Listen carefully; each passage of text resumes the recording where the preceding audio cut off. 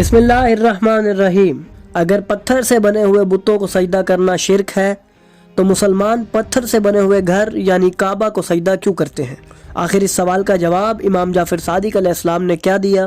تو اگر آپ بھی اس سوال کا جواب جاننا چاہتے ہیں تو جڑے رہیے ہمارے ساتھ اس ویڈیو میں۔ ناظرین، کیا عبادت محض جھکنے، الفاظ دہرانے یا کسی مخصوص مقام کی تعظیم کرنے کا نام ہے؟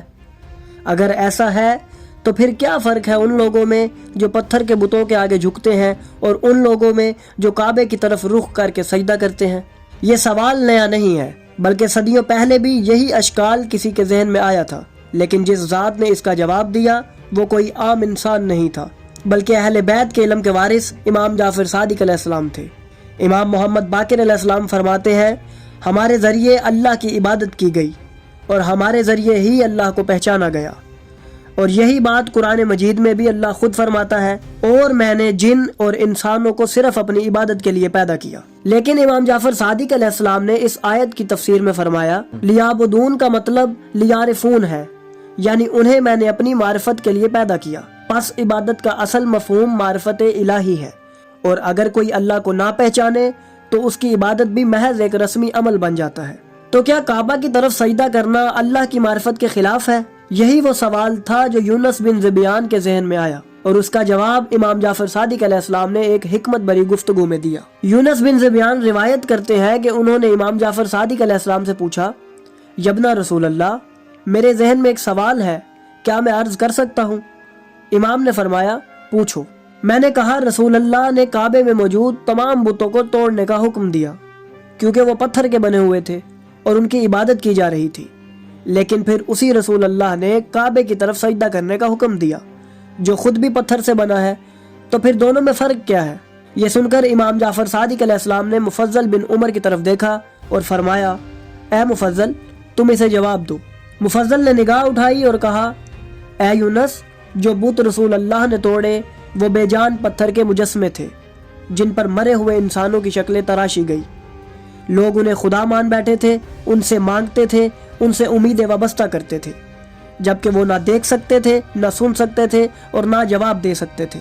اللہ اس سے پاک ہے کہ وہ ان مردہ شبیہوں کے ذریعے کلام کرے، بلکہ وہ زندہ انسانوں کے ذریعے اپنا پیغام بھیجتا ہے، اپنے انبیاء کے ذریعے اپنی وحی نازل کرتا ہے۔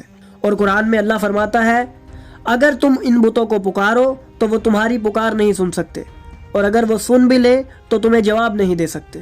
اور جہاں تک کعبے کا تعلق ہے تو سجدہ کعبے کو نہیں کیا جاتا، بلکہ اللہ کے حکم پر اللہ کی طرف متوجہ ہو کر کیا جاتا ہے۔ کعبہ اللہ کی نشانی ہے، وہ مرکز ہے جہاں تمام مومنین اپنی عبادت کو یکسوئی کے ساتھ اللہ کے لیے انجام دیتے ہیں۔ اسی لیے قرآن میں ارشاد ہوتا ہے، تم جدھر رخ کرو وہیں اللہ کا چہرہ ہے۔ یہاں عبادت پتھر کی نہیں بلکہ اس ذات کی ہے جو ہر شے کا خالق ہے، جو ہر جگہ موجود ہے اور جو سب کا پروردگار ہے۔ تو ناظرین، یہی فرق ہے ایک بے جان بت اور اللہ کے مقرر کردہ مرکز کے درمیان۔ بت وہ ہیں جنہیں انسانوں نے اپنی خواہشات کے مطابق بنایا، مگر کعبہ وہ ہے جسے اللہ نے خود اپنے گھر کی حیثیت دی، جہاں سجدہ اللہ کے لیے کیا جاتا ہے، نہ کہ پتھروں کے لیے۔ اسی لیے امام علی علیہ السلام فرماتے ہیں، اللہ کے سوا جو بھی پوجا جائے وہ باطل ہے، اور جو اللہ کے لیے جھک جائے وہ حق پر ہے۔ رسول اللہ نے خود ارشاد فرمایا، زمین میرے لیے مسجد بنائی گئی اور طہارت کا ذریعہ بھی۔ پس یاد رکھو، سجدہ اللہ کے لیے ہے، کعبہ تو بس ایک سمت ہے، ایک مرکز ہے جو اللہ نے خود مقرر کیا۔ ناظرین، یہی وہ بنیاد ہے جس پر سچی بندگی قائم ہوتی ہے۔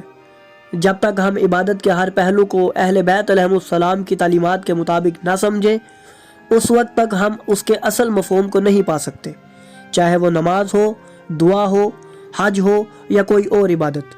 اگر اسے اہل بیت علیہ السلام کی دی ہوئی معرفت کے بغیر انجام دیا جائے تو وہ محض ایک رسمی عمل رہ جائے گا۔ اسی لیے ہمیں ہر عبادت، ہر عمل اور ہر مسئلے میں انہی کی طرف رجوع کرنا چاہیے، کیونکہ یہی وہ دروازہ ہے جس سے گزرے بغیر حقیقت عبادت تک پہنچنا ناممکن ہے۔